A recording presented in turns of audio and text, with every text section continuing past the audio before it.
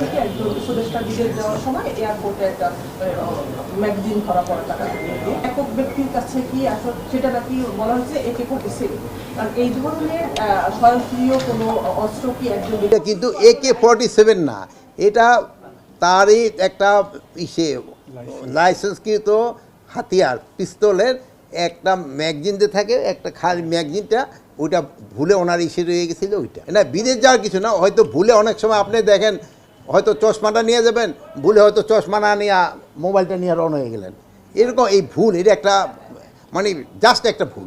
যেহেতু এটা নিয়ে তো বাইরা ওনার যদি জানতে পারতো আগে তো উনি কোনো অবস্থায় এটা নিতেন না।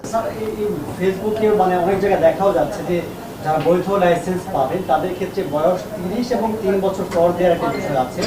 উপদেষ্টার বয়স তার 30 হয়নি, সেক্ষেত্রে বৈধ লাইসেন্সের ক্ষেত্রে 30 বছর আছে না কিরকম? 30 বছর, জি 3 বছর পর হ্যাঁ 3 বছর 3 লাখ টাকা কল দিতে হয়, কিন্তু 3 বছর 3 লাখ টাকা কল দেন নাই। বয়স 30 হতে হবে, কমপক্ষে 30 হতে হবে। আমি অবশ্যই আইনটা মানে নতুন আইন হচ্ছে, আমি যেহেতু এই আইনটা পুরোটা দেখি না, এই ব্যাপারে আমি কিছু বলতে পারবো না।